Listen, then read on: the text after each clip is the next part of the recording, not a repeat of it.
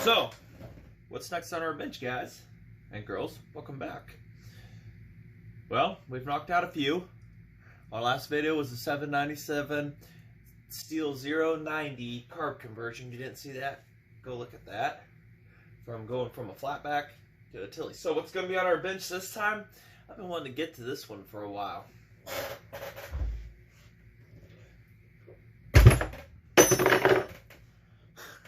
Got a little mass to it. We have the McCulloch 790. Right there it is. So, what about this saw? 103cc, no decompression. Unlike the 795, which is the same engine, but it has a manual decompression right here. A little backstory to this saw. I got this from a guy in Georgia. He was going to use it as a lawn ornament, and I said, no, send it to me. Does it turn over? And he said, yeah, it turns. Didn't know if it had spark or nothing. Well, I think I put the video on YouTube. Got the spark restored. First tried to do a Nova chip. It didn't like that at all. Pulled the flywheel, got the points going. We had spark and ignition. It fired over, ran on prime fuel. It has that Mack flatback carb.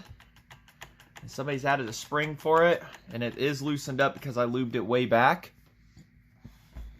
This thing has a monstrous custom-made bucking spike. I mean, this thing is huge. Look at this.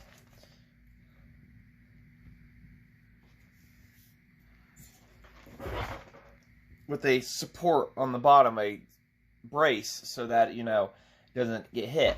It doesn't take the hits on the ground. The engine looks like it might have been redone. The compression is absolutely amazing on it. Looks like the chain came off a few times. Looks like a different bottom support's been put on it. I can see it's been broken before, but that is perfectly fine. That muffler, a boxed muffler. I think that's actually kind of unique to the 790s and stuff and everything. It's not a town and country. It's just exits right down below there. Kill this light for a second. Maybe that would be better.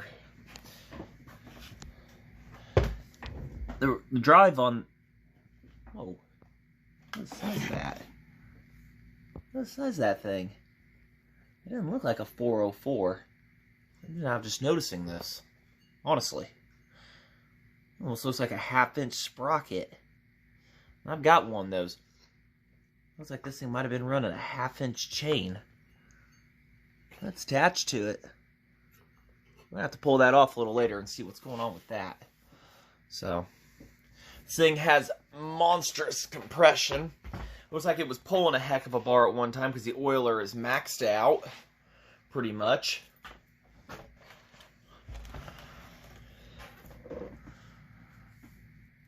The guy power washed it before he got it to me, but didn't get all the paint off of it, thankfully. So, what are we've obviously got the exact issue we see staring at us. And we're missing a top cover. But, thanks to Mike Nolen, and I've had this for a while, we've got another tank that came off of his 790 that he made into a racing chainsaw. So, I don't know if we're going to take the whole entire tank and swap it on this, or we're going to take just the top and that and put it on here. But we will be doing an 090 carb conversion to this one, and I have a couple on the way. So, to make things easier when tightening down, we will not be replacing the tank top on it until we get the carbs in, but we can take this tank off. And I tried in the past to get this cap off, and I could not. Of course, I didn't have the giant pliers that are outside. So, but this one, he's had this apart. And it has a wick inside of it in really good shape.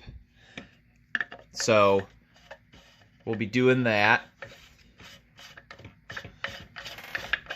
So, big thanks to Mike for that. He gave this to me for the cost of shipping because it was just collecting dust. I stole the reeds off of this for Dirty 44. If you didn't see that build, go ahead and check it out. But this one seems to have good reeds and everything. It ran perfectly off of prime fuel. So we'll investigate on some of the things on there, whether the oiler works properly, kind of returns, but who knows how long this thing sat, what it was used for. It looks like some like trench saw or something. The handle has been cut there for ease of access to get into the bar nuts.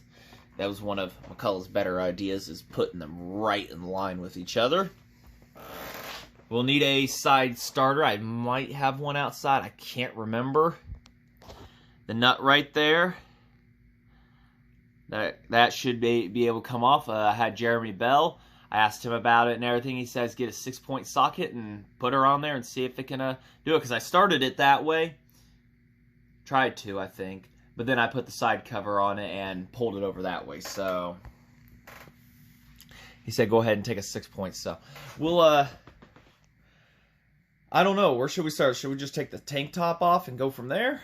I think we should investigate what's inside, what's going on here. Whether it's going to determine how corroded it is inside. It determines if we're going to be using this tank right here. So let's get you all set up and let's get to taking stuff apart. All right, we got all the screws. They're all flat heads, flat blades. I might time lapse. I might not.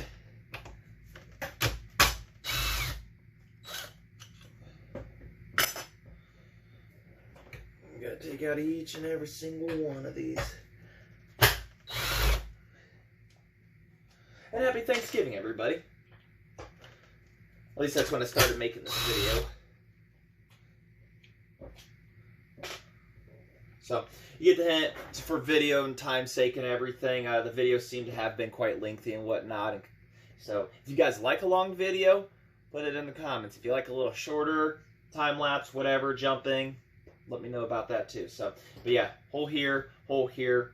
We'll see how she goes. We'll also take a look inside that carburetor when we get to that point, because I never tested if it actually would pump, but it was as ugly as it was, I wasn't going to take a chance. So, the primer is kind of stuck, kind of returns somewhat, so who knows? Maybe it could be saved, maybe it can't. If it can be saved and everything looks good, then we'll use that carburetor. If not, the 090 it is. So, time lapse.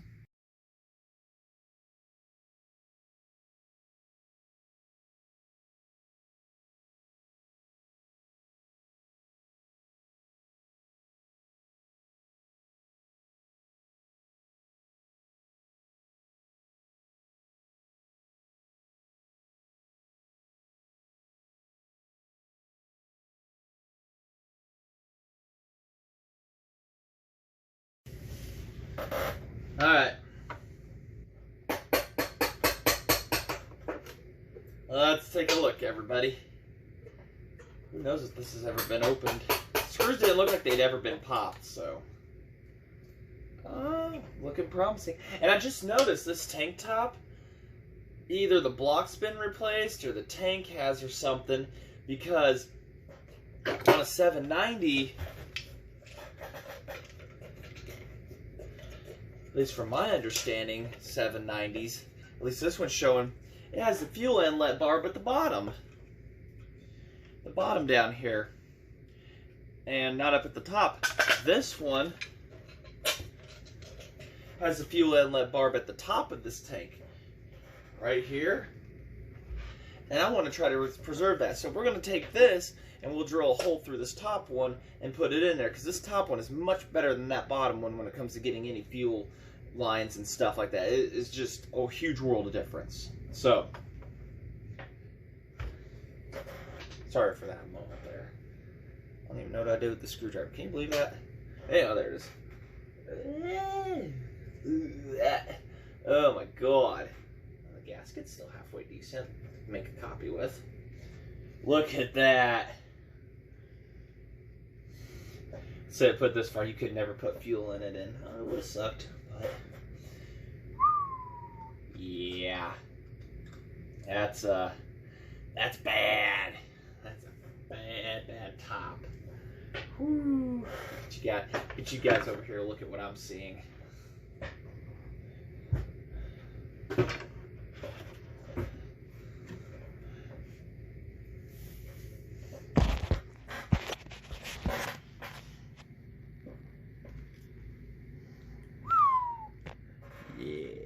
little crusty. So, but this part is in good shape. This is just stuff from the top. So, that's nasty cochino. We got this guy right here. He didn't fare well the test of time, but the fitting is good. Looks to be I can save it. So, oh, I broke the fuel line. Dang it. Well, come on. Nah, it's brittle anyways. There was no saving that. So, but the fitting is what I need. So, yeah, there was no saving that. It's brittle as hell. So, alrighty. So, I guess now comes the cleaning part of this aspect and everything, and let's get that carburetor here. I'll do some cleaning off camera and everything. So, oops. So we'll get this bad boy out of here and go from there. Nice little introduction video to the whole thing, what we're doing here. So. That's better with or without it?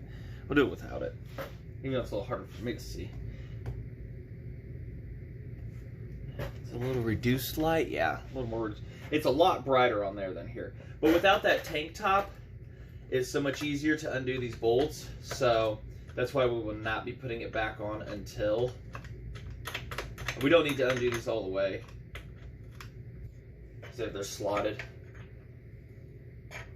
That's why on the 797 video you saw me struggling a little bit because the tank would block that. And some guys have modified wrenches and everything to made their own wrenches and everything to do that.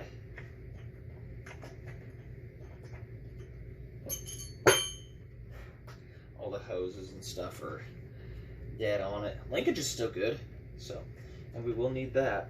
I doubt this carb can be saved. It's looking, I mean, it was froze up when I got to it and I managed to undo it.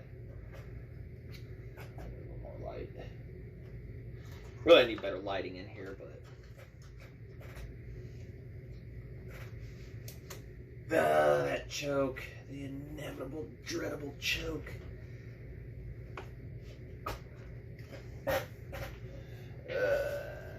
Pliers. That's better.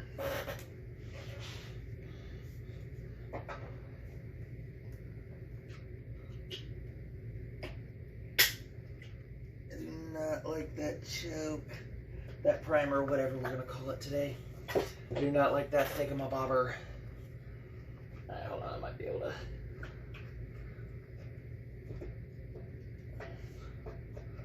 Give it up. And so our primer's undone. This clip. Retainer, whatever we want to call it. It's the only thing stopping us. There we go. Oh. It's ugly underneath. It's got some debris. So dirty. There we have it. Throat inside looks clean.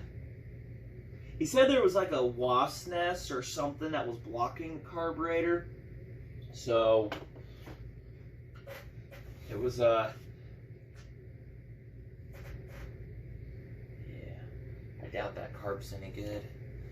Maybe the diaphragm has a 0.2 chance, 0.2% chance. So get some stuff out of the way here. Let's look into this thing. How that pins a few lines like pinched off. Now I'm quite curious what this thing was doing when it looks like it has 1/2-inch chain running on it. I mean, for a direct drive, that's a lot. You guys are running, right? Yeah. So, quite curious.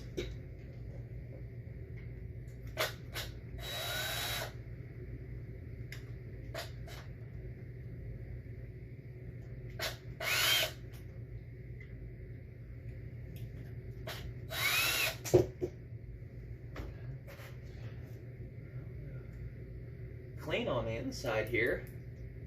Little traces of oil. And it's been worked on before because the screw's been tampered with, so it's been out. Oh, the primer's wanting to push in and out. That's a positive. I don't know. I'm feeling hard.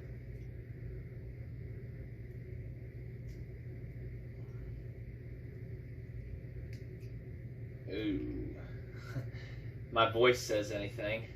Ooh.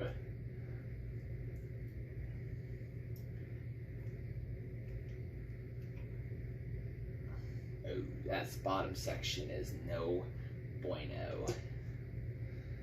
There's no saving that right there. Yeah, that's all not even worth looking at. I don't know about the diaphragm. It feels kind of soft. Maybe a little soaking, it might. But we gotta get that off very, very carefully.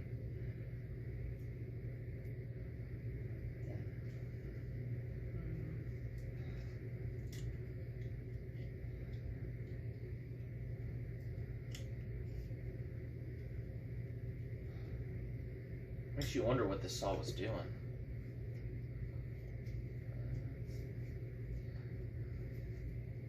It moves. I mean, it isn't like the other one. I'm not gonna say it's the softest, but it's definitely not the worst. So, all right. Well, so it's kind of a fat chance. It's kind of rigid, almost. It's starting to get to that hardened stage where it's not really gonna pump too efficiently. So I'd say that's hardened up. As for the primer here, I don't know. I don't think this carb could be saved either. Somebody wants them, let me know. Well, guys sell these on eBay. I use them as paperweights. These primers were easier to find. There actually, I did find online a guy, Chai Farm. He has his own YouTube channel. I haven't seen any updates or anything from him in ages. He did build a primer setup for these that uses a standard primer bulb. So, yeah, that's all clogged up right there, really bad. Huh? I hear it moving air. Actually, acting like that one could function still. I'm not going to pump it anymore. I don't want to do something. Because it's got some rust and everything, so maybe it could be safe. But I heard it is actually pumping air versus the other one didn't want to do a thing, so there might be life left in that primer. But this, yeah, I don't know if there's anything worth trying to. Not even the needle moves, it might be stuck. So another paperweight of a flatback. How unfortunate. And this was a governored one too. I think they all are, technically, I'm not sure. But yeah, this did have a governor. Somebody bypassed it. So this saw definitely saw a lot of hard running and all out flat going. But we will need to save these bolts right here. So alright. Well, I don't know, do we want to call that part one? Like I said, I got some off-screen cleaning to do and everything, get the fitting taken out of that top tank and whatnot. So the carburetors are not supposed to be till the 30th, and that's the 28th, so we got a couple more days. Saturday. And I still got Thanksgiving with the other with my dad's side, and then I'm hosting it here on Sunday at my place for my in-laws. So we'll see how much I get done between here and there. But there we go. Introduction to the 790. I'm really looking forward to this. So it ran real strong off of prime. I mean, it has very excellent compression to it. It's an arm jerker for sure. All right, well, until then, guys, you want to see more action of this saw? Like, comment, subscribe, hit that little bell. You'll keep getting updates on this one. And there's Jeremy right there, Jeremy Bell Hopper on YouTube, Southern Boys Repair. Ports saws, repairs them, everything, ship them to him. Contact him, you'll find him. So he does generally on Saturdays. He does a live at 5 on YouTube Eastern time. 5 o'clock he goes live and just talk with the guy and everything. Say I sent you, Brian Gray sent you there and everything and whatnot, and So you usually catch me on there too for a little bit. So, alright, it's in. Thanks for watching.